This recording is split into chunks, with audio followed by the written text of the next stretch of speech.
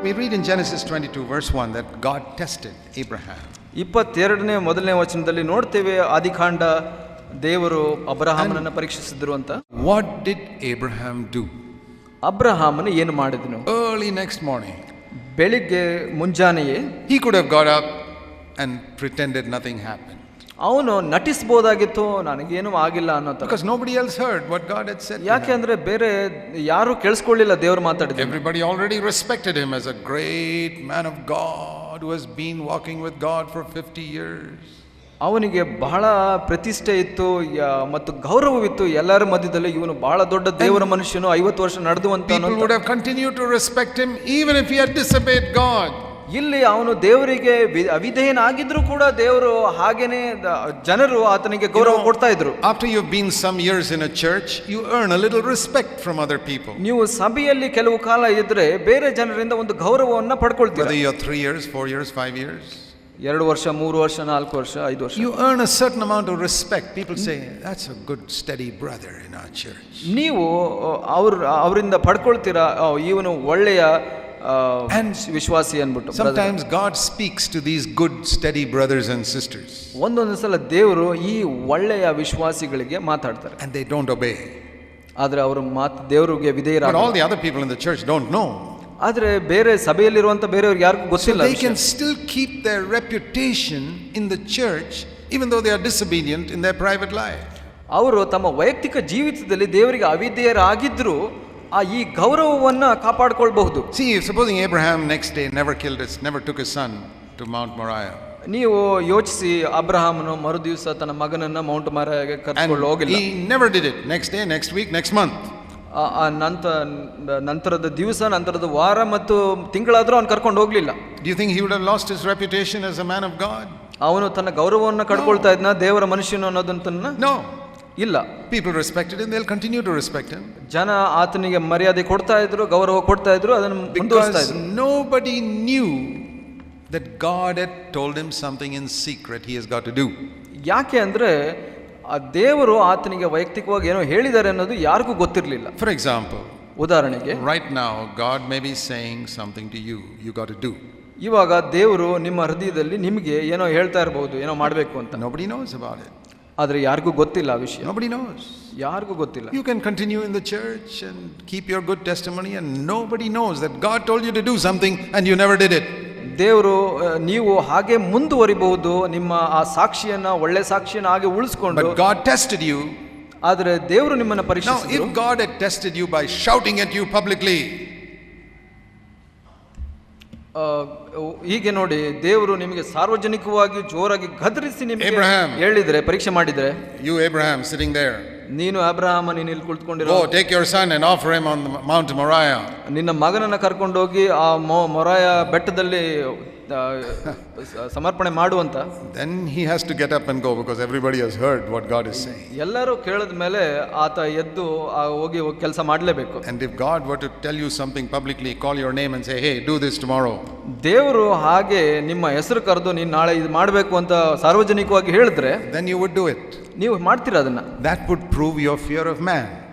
ಅದು ಏನು ತಿಳಿಸುತ್ತೆ ಅಂದ್ರೆ ನೀವು ಜನರಿಗೆ ಭಯ ಪಡ್ತೀರಾ ಅನ್ನೋದು. You are afraid what they will think of you if you don't obey God.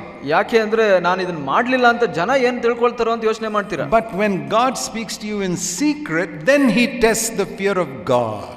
ದೇವರು ನಿಮಗೆ ರಹಸ್ಯವಾಗಿ ನಿಮ್ಮ ಹೃದಯದಲ್ಲಿ ಮಾತಾಡಿ ಹೇಳಿದ್ರೆ ನಂತರ ನಿಮ್ಮ ದೇವರ ಭಯದ ಪರೀಕ್ಷೆ. That is why he has given all of us a private area in our life called our mind. ಅದರಿಂದ ದೇವರು ನಮಗೆ ಆ ಒಂದು ವೈಯಕ್ತಿಕ ರಹಸ್ಯವಾದ ಒಂದು ಕ್ಷೇತ್ರ, ನಮ್ಮ ಮನಸ್ಸನ್ನ ಕೊಟ್ಟಿದ್ದಾರೆ. You, even if you're married for 50 years, your wife doesn't know what's going on in your mind. ನೀವು ಮದುವೆ ಆಗಿ 50 ವರ್ಷ ಆಗಿದ್ರು ನಿಮ್ಮ ಹೆಂಡತಿಗೆ ನಿಮ್ಮ ಮನಸ್ಸಿನಲ್ಲಿ ಏನಾಗ್ತಾ ಇದೆ ಅಂತ ಗೊತ್ತಿಲ್ಲ. You can be thinking of other women all the time. ನೀವು ಬೇರೆ ಹೆಂಗಸಿನ ಬಗ್ಗೆ ಯಾವಾಗಲೂ ಯೋಚನೆ ಮಾಡ್ತಾ ಇರಬಹುದು. Your wife doesn't know. ನಿಮ್ಮ ಹೆಂಡತಿಗೆ ಗೊತ್ತಿಲ್ಲ ಅದು. But God knows. ಆದ್ರೆ ದೇವರಿಗೆ ಗೊತ್ತಿದೆ. And you know. ನಿಮಗೆ ಗೊತ್ತಿದೆ. And that proves it you don't fear God. ಅದು ಗುರುತು ಮಾಡುತ್ತೆ ನಿಮಗೆ ನೀವು ದೇವರಿಗೆ ಭಯ ಪಡೋದಿಲ್ಲ ಅಂತ. But outwardly you keep away from other women. ನೀವು ಹೊರಗಿನ ಜೀವಿತದಲ್ಲಿ ಬೇರೆ ಹೆಂಗಸರಿಂದ ದೂರ ಇರ್ತೀರಾ. That proves what? ಅದು ಏನು ತೋರಿಸುತ್ತೆ? May prove that you fear your wife. ನಿಮ್ಮ ಹೆಂಡತಿಗೆ ಭಯ ಪಡ್ತೀರಾ ಅನ್ನೋದನ್ನ ತೋರಿಸುತ್ತೆ ಅಷ್ಟೇ. Or you fear other men if they see you. ಬೇರೆ ಗಂಡಸರಿಗೆ ಭಯ ಪಡ್ತೀರಾ, ಅವ್ರು ನೋಡಿದ್ರೆ ಏನಂತಾರೆ ಅನ್ಬಿಟ್ಟು. But when you are tested in your thoughts, that's the test of whether you fear God or not. ನಿಮ್ಮ ಯೋಚನೆಯಲ್ಲಿ ದೇವರು ಪರೀಕ್ಷಿಸಿದಾಗ ನೀವು ದೇವರಿಗೆ ನಿಜವಾಗಿ ಭಯ ಪಡ್ತೀರಾ ಇಲ್ವೋ ಅನ್ನೋದು ಗೊತ್ತಾಗುತ್ತೆ. You understood the difference between fear of God and fear of man? ನಿಮಗೆ ಇದರ ವ್ಯತ್ಯಾಸ ಗೊತ್ತಾಯ್ತಾ? ದೇವರ ಭಯ, ಮನುಷ್ಯರ ಭಯ ಅಂದ್ರೆ ಏನು? Fear of God and fear of your wife. ದೇವರ ಭಯ, ಹೆಂಡತಿಯ ಭಯ. Very few people have the fear of God. ಬಹಳಷ್ಟು ಕಡಿಮೆ ಜನ, ವಿರಳವಾದ ಜನ ದೇವರ ಭಯ ಹೊಂದಿದ್ದಾರೆ. You don't have to go and commit adultery with somebody. ನೀವು ಬೇರೆಯವ್ರ ಜೊತೆ ವ್ಯಭಿಚಾರ ಮಾಡಬೇಕಾಗಿಲ್ಲ. You know, for example, if you got some in your office, for example, there are some women working there. ನಿಮ್ಮ ಕಚೇರಿಯಲ್ಲಿ, ಆಫೀಸ್ನಲ್ಲಿ ಬೇರೆ ಹೆಂಗಸರು ಇರ್ಬೋದು, ಕೆಲಸ ಮಾಡ್ತಾ ಇರ್ಬೋದು ನಿಮ್ಮ ಜೊತೆಲಿ. You sit talking to them and laughing and joking and all that. ನೀವು ಆಕೆಯೊಂದಿಗೆ ಮಾತಾಡಿಕೊಂಡು ಚೇಷ್ಟೆ ಮಾಡ್ಕೊಂಡಿರ್ಬೋದು. And suddenly your wife walks in. ನಿಮ್ಮ ಹೆಂಡತಿ ಅಲ್ಲೇ ಬಂದ್ಬಿಡ್ತಾರೆ ಸಡನ್ ಆಗಿ. Would you have to change the way you speak? ನೀವು ಮಾತಾಡ್ತಾ ಇರೋ ರೀತಿನ ಬದಲಾಯಿಸಬೇಕಾಗುತ್ತಾ? Because of the fear of your wife? ಯಾಕೆಂದ್ರೆ ನಿಮ್ಮ ಹೆಂಡತಿಗೆ ಭಯ ಪಡೋದ್ರಿಂದ. You never feared God. ದೇವರಿಗೆ ಭಯ ಪಡೋದಿಲ್ಲ ನೀವು. This is the trouble with so many believers. ಇದೇ ಒಂದು ತೊಂದರೆ ಬಹಳಷ್ಟು ವಿಶ್ವಾಸಿಗಳಲ್ಲಿ. If other believers are watching them, they behave themselves. ಬೇರೆ ವಿಶ್ವಾಸಿಗಳು ಅವ್ರನ್ನ ನೋಡ್ತಾ ಇದ್ರೆ ಅವರು ಒಂದು ತರದಲ್ಲಿ ನಡ್ಕೊಳ್ತಾರೆ. No believer is watching them. ಯಾವ ವಿಶ್ವಾಸಿಗಳು ನೋಡ್ತಾ ಇಲ್ಲ ಅಂದ್ರೆ, only God is watching them. ದೇವರು ಮಾತ್ರ ನೋಡ್ತಾ ಇದ್ರೆ they commit every possible sin. ಎಲ್ಲ ಸಾಧ್ಯವಾದ ಮಟ್ಟಿಗೆ ಪಾಪವನ್ನು ಮಾಡ್ತಾರೆ. And you can test that in your home. ಅದನ್ನ ನೀವು ನಿಮ್ಮ ಮನೆಯಲ್ಲೇ ಪರೀಕ್ಷಿಸಿಕೊಳ್ಳಬಹುದು. Think for example, ಯೋಚನೆ ಮಾಡಿ, one day you're very angry with your wife and shouting at her. ಒಂದು ದಿವಸ ನೀವು ಹೆಂಡತಿ ಮೇಲೆ ಕೋಪ ಬಂದು ಆಗ ಮೇಲೆ ಕೂಗ್ತಾ ಇರ್ತೀರಾ, the other way around, you're angry with your husband and you're shouting at him. ಬದಲಾಗಿ ನೀವು ಹೆಂಡತಿಯರು ಗಂಡನ ಮೇಲೆ ರೇಗಾಡ್ತಾ ಇರಬಹುದು. And suddenly the doorbell rings. ಅಕಸ್ಮಾತ್ ಆಗಿ ಡೋರ್ ಯಾರೋ ಬಾಗಿಲನ್ನ ತಟ್ತಾರೆ. Somebody knocks at the door. ಬಾಗಿಲನ್ನ ತಟ್ತಾರೆ ಯಾರೋ ಒಬ್ರು. Everything becomes peaceful at home all of a sudden. Sudden ಆಗಿ ಎಲ್ಲ ನಿಂತ್ಕೊಂಡು ಬಿಡುತ್ತೆ, ಎಲ್ಲ ಸಮಾಧಾನವಾಗ್ಬಿಡುತ್ತೆ. And you open the door with a smile. Some believer has come to see you. ಯಾರೋ ವಿಶ್ವಾಸಿಗಳು ಬಂದಿದ್ರೆ ಬಾಗಿಲು ಮುಗುಳ್ನಗೆಯಿಂದ ತೆರಿತೀರಾ. And you've suddenly become very sweet to your husband and wife.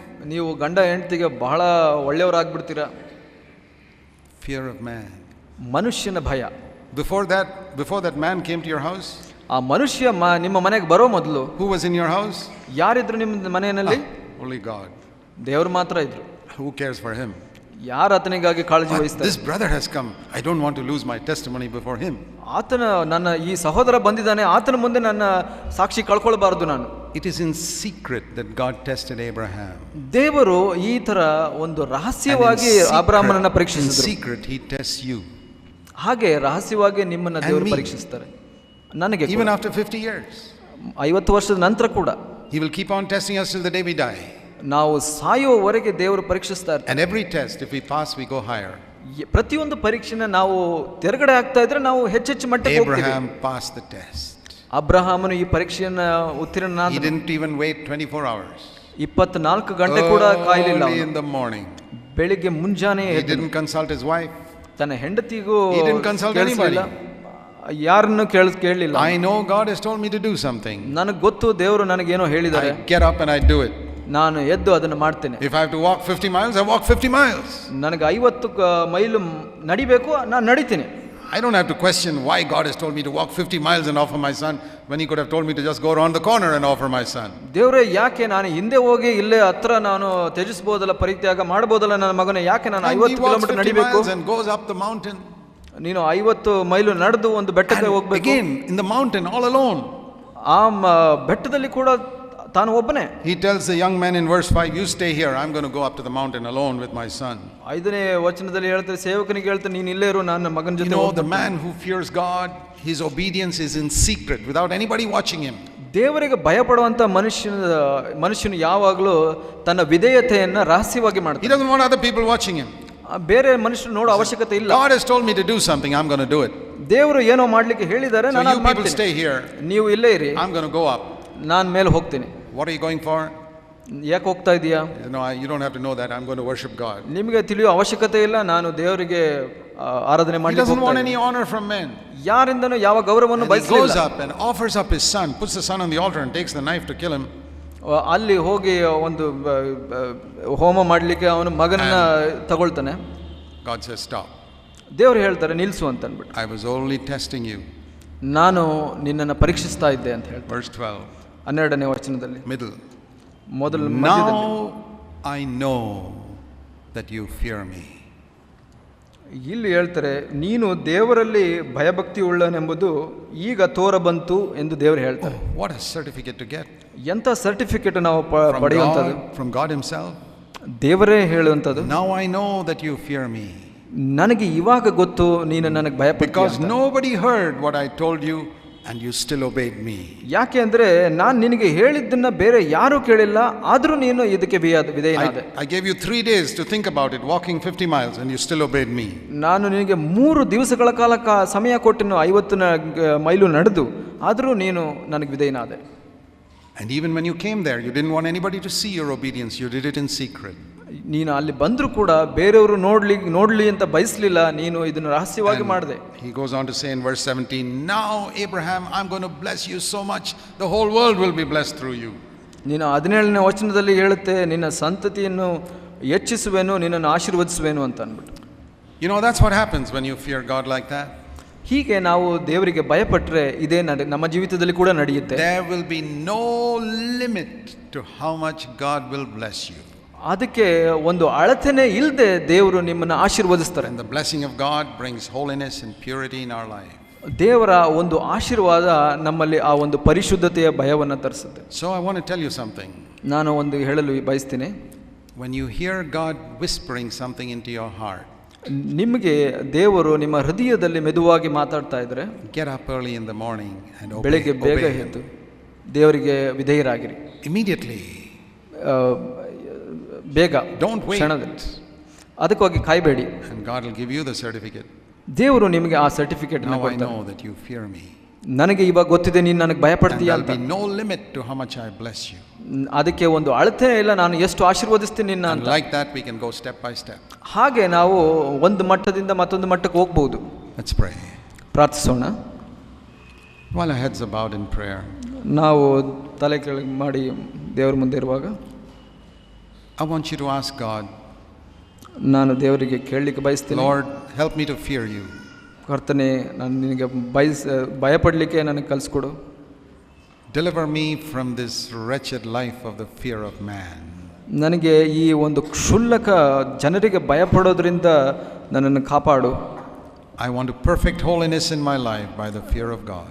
ನಾನು ಈ ದೇವರ ಭಯದಿಂದ ಪರಿಶುದ್ಧತೆಯನ್ನು ನಾನು ಪೂರ್ಣಗೊಳಿಸಬೇಕು ಸ್ವಾಮಿ. Thank you, Father. ಸ್ತೋತ್ರ ತಂದೆ, In Jesus' name. ಯೇಸುವಿನ ನಾಮದಲ್ಲಿ.